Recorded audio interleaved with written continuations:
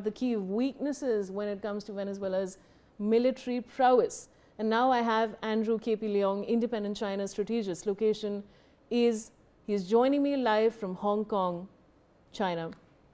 Andrew, welcome to the broadcast. And we've, of course, for the past hour and a half, we've been discussing this attack on Venezuela. I want to begin by asking you, how do you see this?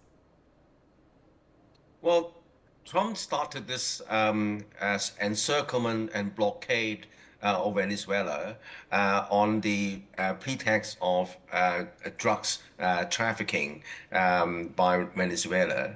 And Trump said this leaves no stone unturned to stop the drugs. Now, that begs the question whether it's just a question of drugs trafficking, because Maduro has always been a thorn in the side of the United States in South America. It is anti-United States and is always not singing American's hymn book. So it's long been a thorn in the side of the United States, and the Trump administration appears to be leaving no stone unturned just to topple the Maduro government. Now, you have highlighted the comparative military preparedness between Venezuela and the United States. Now, this is a no-brainer, because United States is the most powerful military power in the world, and there's no point comparing the United States power with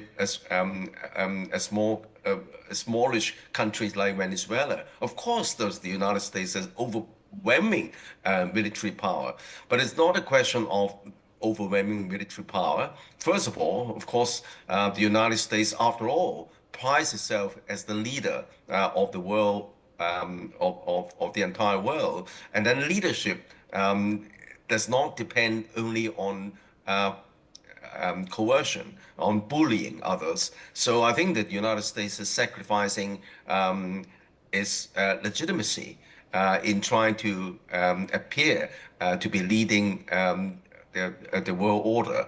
And Trump, of course, doesn't care about that anymore. What he wants is to, in his words, making America great again by making more money, and then seizing more resources, and also turning South America into the whole American North and South America as the single United States sphere of influence, harking back to the Monroe Doctrine. You can call it now the Donald Doctrine now, because that's reflected in the latest United States security strategy, which was released only about 2 weeks ago. And then at top of the strategy on Americans' influence in South America, and that translates to the United States declaring the Gulf of Mexico as the Gulf of America, and also exerting its influence throughout the entire Western Hemisphere, so that the whole Western Hemisphere would become a fortress supporting the United States. Well, that's what he wants. And then recently, it's not just Venezuela. And the United States has now impounded 2 vessels belonging to China, Hong Kong, and not just the military, how many soldiers and so on, not just the military, how many soldiers and so on, how many guns, but the entire population. So you got to look at the entire population. Of course, you can say that the entire population is cannon fodder, but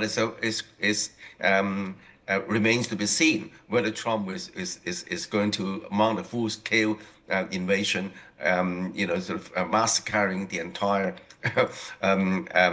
Venezuela population. So I think that we is still a lot of unknowns, but I think the latest moves are extremely worrying, not just to Venezuela or its neighbors or to entire South America, but to other countries as well, not least, of course, China, Russia, Iran, and in fact the whole world in the sense that if Trump appears to um, to believe that the American can do whatever he wants because it has got the power, it's got a military power, it's got the dominance of the dollar, and most of the world's businesses depend on the U.S. dollar.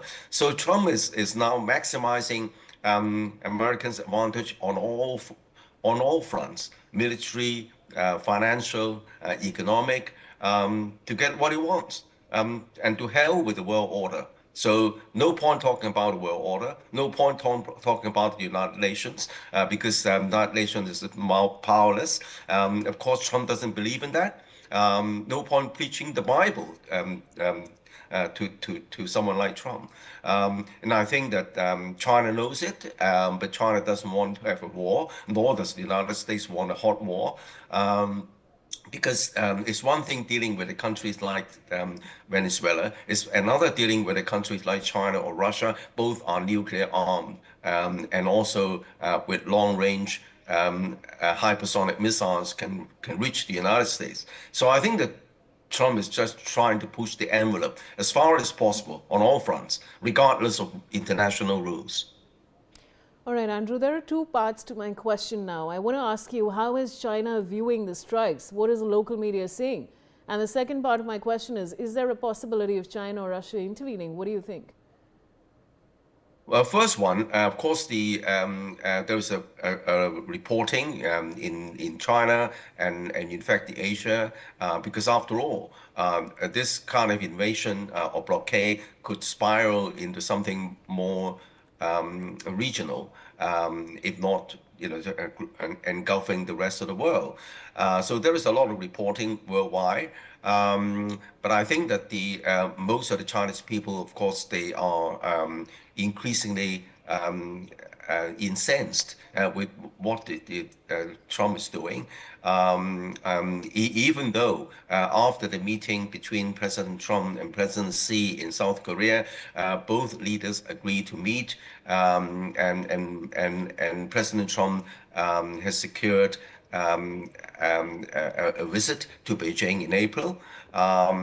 And this is only part of his strategy of maximizing Americans' power. On the one hand, he wants to form a more stable relationship with China, but on the other hand, he's also doubling down on China containment. Witness his a strategy allying Japan and South Korea with military alliance, and also, of course, with the AUKUS, Australian UK nuclear submarine deal, and also a recent meeting with the Quad, also aimed at containing China. So I think that Trump is merely trying to eat his cake and have it at the same time. I think China knows it. Andrew, what do you feel about the stance that the UN has taken on this? It does. I was speaking to a defense expert previously on the broadcast, and he said that, the UN seems to be a little silent as far as all of this is concerned, everything that Trump's doing, even with other countries. What would you like to say on that? Well, I think the whole world knows that this is against the rules, it's against the United Nations Charter, it's against other countries' sovereignty. But that's all gone out of the window with the United States also invading Iran, and even if you trace before that, the war on Afghanistan and Iraq. They're not all those were wars completely against the United Nations Charter, and has got no legitimacy.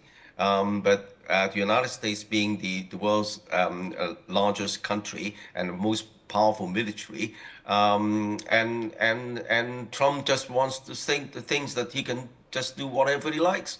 But that's the reality.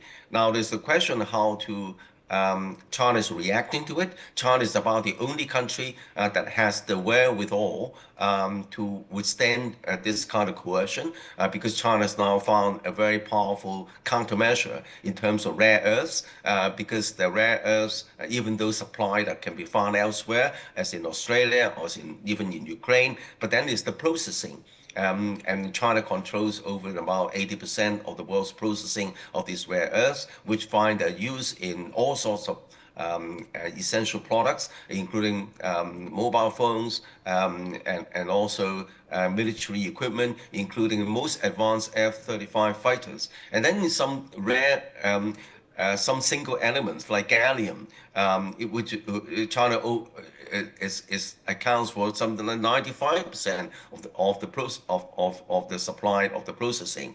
And then if China sort of shuts down the supply chain, everything would be shut off in the United States very quickly. So I think that's why Trump agrees to go to China to meet President Xi. But it doesn't mean that Trump is now giving up on maximizing Americans' gains or containment of China. And he just pushed the envelope as far as possible on all fronts. But at the end of the day, though, Trump doesn't want a war.